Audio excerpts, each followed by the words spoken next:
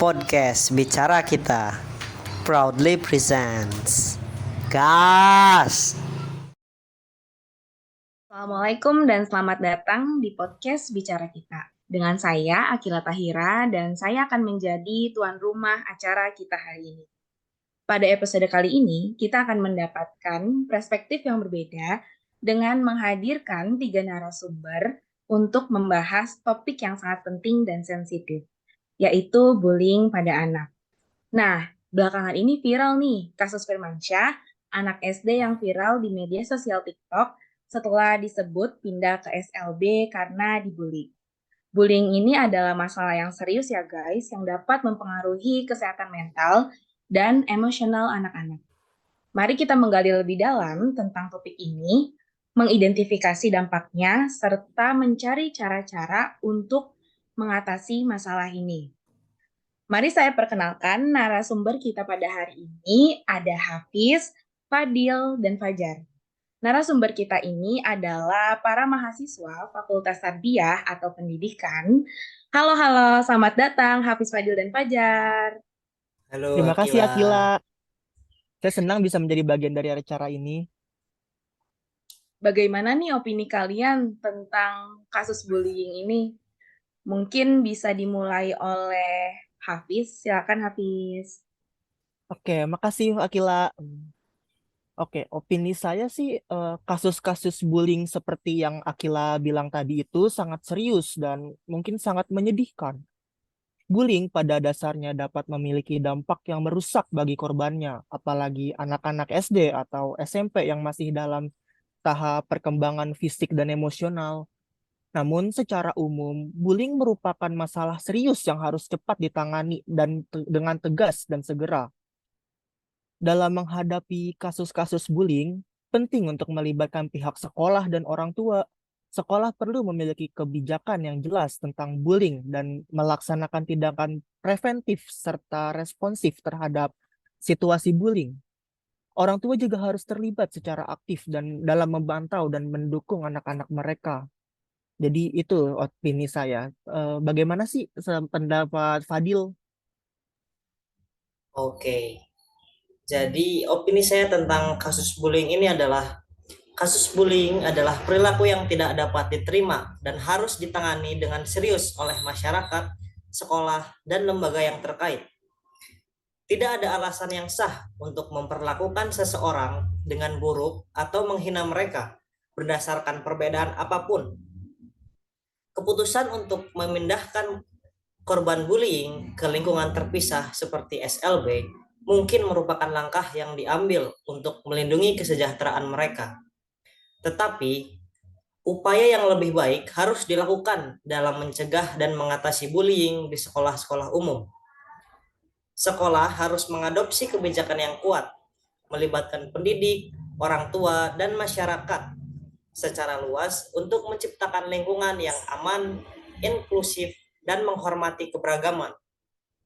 Kita semua memiliki tanggung jawab untuk menghentikan bullying dan membentuk budaya yang lebih baik, di mana setiap individu dihormati dan diterima tanpa takut menjadi korban intimidasi.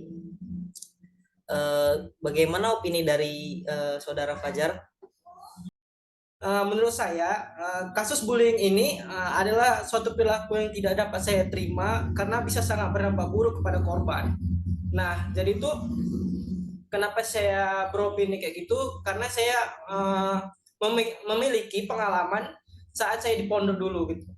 Jadi kasus ini kan anak SD ini dibully oleh teman-temannya dan akhirnya dipindahkan oleh ayahnya ke SLB karena untuk menjauhi anaknya dari kasus pembulian. Nah, saya pun dulu pas saya di pondok itu kan memiliki senioritas yang tinggi ya. Jadi itu kayak kita harus ngikutin apa kata abang-abangnya yang disuruh kepada kita gitu. Kayak misalnya suruh ngambil nasi lah, bersihin kamarnya gitu. Di luar peraturan pesantren gitu. Jadi karena saya tidak nurut, jadi saya dipukulin gitu terus, dipukulin pakai kayu lah sampai biru-biru badan saya.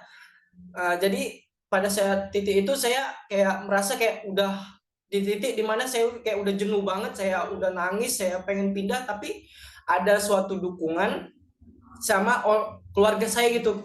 Nenek saya bilang kalau udah tahan aja 1 tahun gitu. Jadi menurut saya kasus bullying ini tidak dapat diterima gitu karena berakibat fatal bagi korbannya gitu. Oke, itu saja. Nah, setuju banget sih. Bullying ini tuh bisa atau dapat terjadi di mana aja ya. Kayak bahkan di sekolah gitu.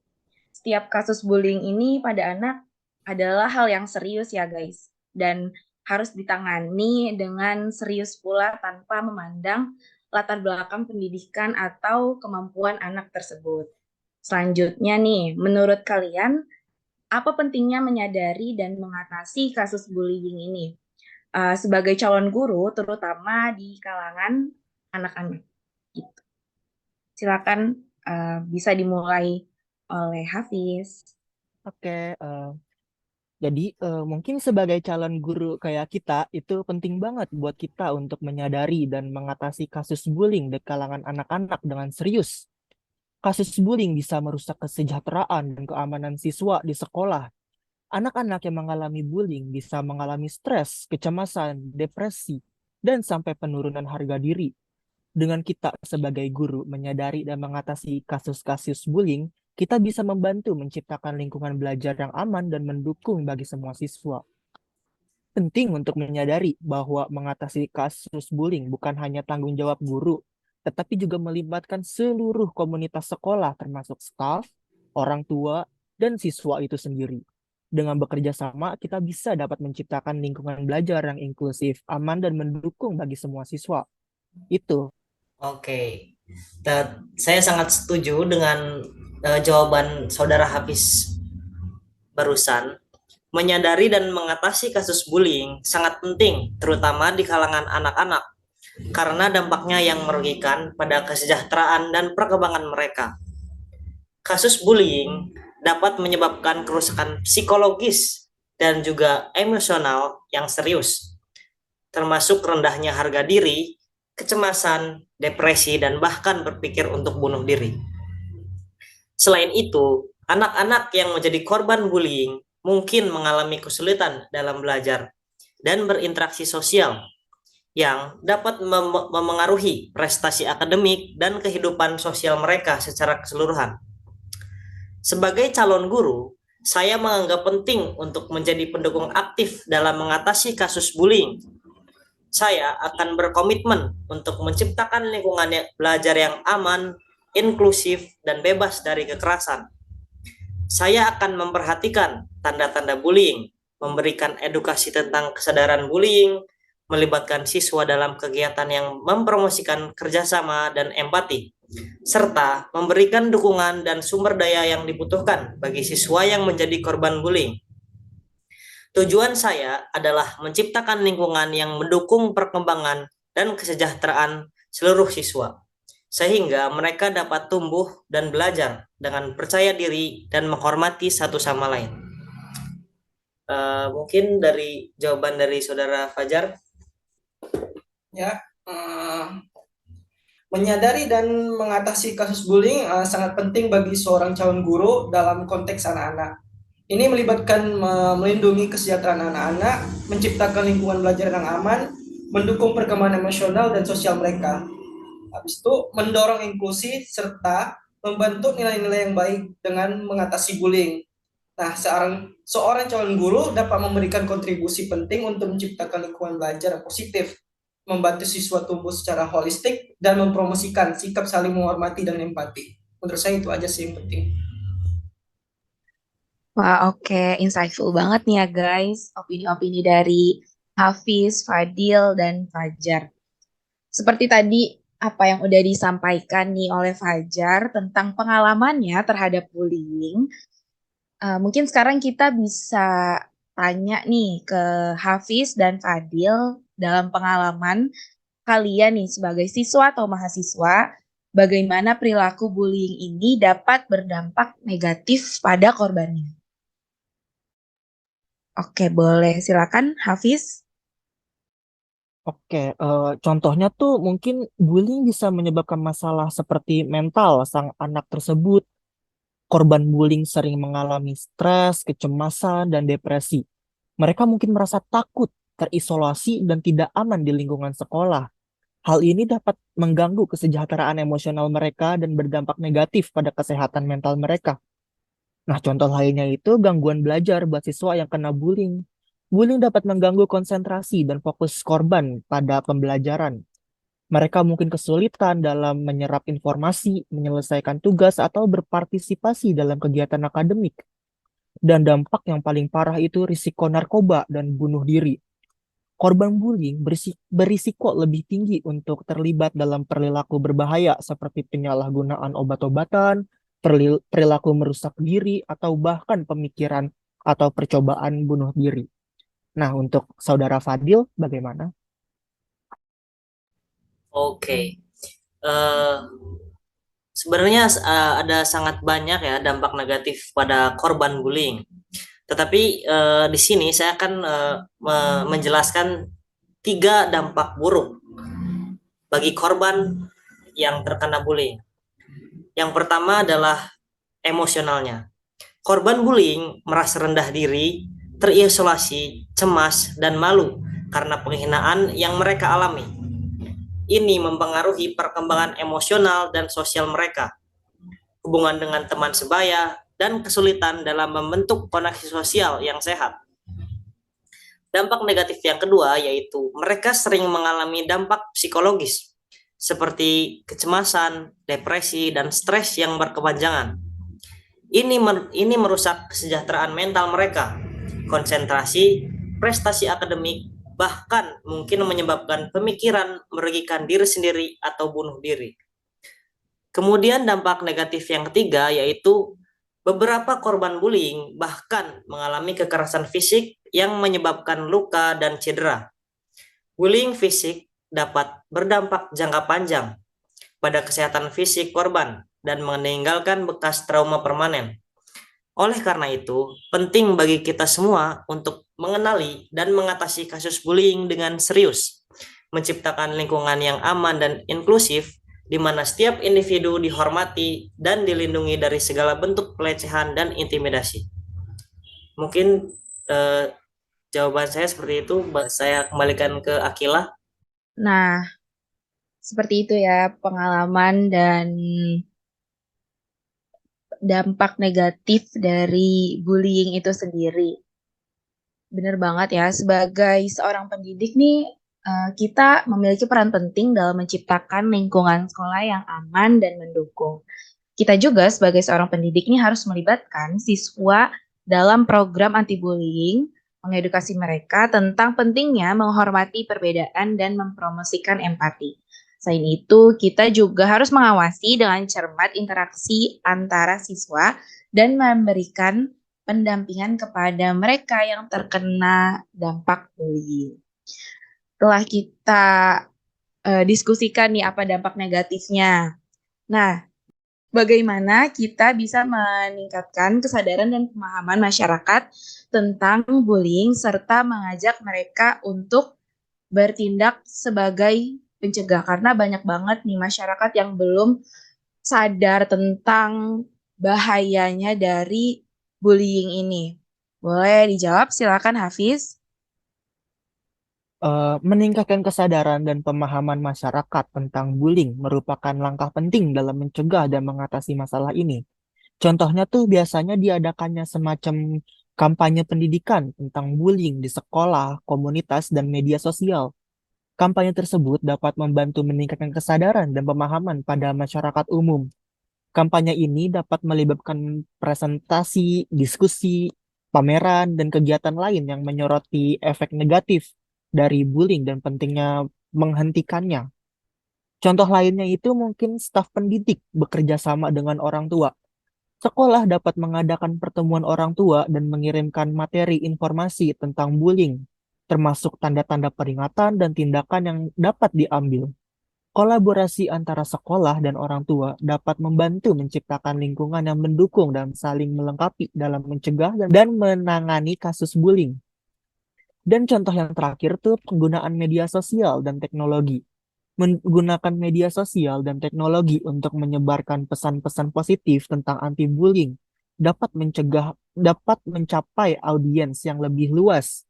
Kampanye online, penggunaan hashtag anti-bullying, dan video pendidikan yang dibagikan melalui platform digital dapat membantu menyebarkan kesadaran dan mengajak masyarakat untuk bertindak sebagai pencegah. Bagaimana, Saudara Fadil? Oke, menurut saya untuk meningkatkan kesadaran dan pemahaman masyarakat tentang bullying, cara yang paling mudah adalah dengan melakukan edukasi yang terjangkau dan mudah dipahami. Contohnya, kampanye informasi yang melibatkan sekolah, keluarga, dan bahkan media sosial yang dapat membantu menyebarkan pesan tentang dampak buruk bullying dan pentingnya menghormati dan melindungi satu sama lain. Masyarakat perlu diberikan pengetahuan tentang tanda-tanda bullying, cara melaporkannya, dan bagaimana mendukung korban. Selain itu, perlu ada dukungan dan sumber daya yang mudah diakses untuk mereka yang terlibat dalam situasi bullying, serta hukuman yang tegas untuk pelaku bullying. Dengan cara ini, kita dapat membangun kesadaran luas tentang masalah ini dan mengajak semua orang untuk berperan aktif dalam mencegah bullying dan menciptakan lingkungan yang aman dan ramah bagi semua individu. Bagaimana opini dari Saudara Fajar? Oke, menurut saya untuk meningkatkan kesadaran dan pemahaman masyarakat tentang bullying ini serta mengajak mereka menjadi pencegah. Nah, langkah-langkah yang dapat diambil termasuk melakukan kampanye, pendidikan, memberikan pelatihan kepada pendidik dan staf sekolah, dan juga melibatkan orang tua dan keluarga. Nah, berkolaborasi dengan lembaga terkait dan mendorong keterlibatan siswa. Nah, dengan langkah-langkah ini diharapkan masyarakat akan lebih sadar akan masalah bullying dan tergerak untuk bertindak dalam pencegahannya. Nah, menurut saya itu saja sih. Saya kembalikan kepada Akila. Ya, benar banget nih. Tindakan-tindakan ini bisa diaplikasikan oleh masyarakat kita. Ya, kasus bullying pada Firmansyah ini adalah suatu peristiwa yang memperlihatkan pentingnya mengatasi bullying dan menciptakan lingkungan yang aman dan inklusif untuk semua anak. Kasus ini tetap menjadi peringatan bagi kita semua tentang pentingnya mencegah bullying pada anak dan memberikan dukungan yang dibutuhkan jika anak kita menjadi korban bullying. Perlu adanya upaya dari semua pihak, baik orang tua, sekolah, maupun instansi lain untuk mencegah bullying pada anak. Kita harus mengajarkan anak tentang pentingnya menghargai orang lain, membangun rasa percaya diri pada anak, dan mengajarkan anak untuk berbicara dengan orang dewasa jika mereka mengalami masalah. Selain itu, perlu adanya pengawasan dan pendampingan dari orang dewasa dalam aktivitas online anak untuk mencegah bullying dunia maya. Kita juga harus melaporkan tindakan bullying ke pihak yang berwenang dan bekerja sama dengan sekolah atau instansi lain untuk mengatasi masalah ini. Demikianlah diskusi kita hari ini tentang bullying pada anak. Terima kasih kepada semua narasumber kita yang telah berbagi pengetahuan dan pandangan mereka. Mari kita semua berperan aktif dalam menciptakan lingkungan yang aman, menghormati perbedaan, dan mendukung perkembangan anak-anak dengan penuh kebaikan. Jika Anda atau seseorang yang Anda kenal mengalami bullying, jangan ragu untuk mencari bantuan dari orang dewasa, guru, atau lembaga yang dapat memberikan dukungan. Kita semua berada di sini untuk saling mendukung dan membangun dunia yang lebih baik. Terima kasih telah mendengarkan podcast Bicara Kita hari ini. Sampai jumpa di episode berikutnya. Bye-bye. Assalamualaikum warahmatullahi wabarakatuh.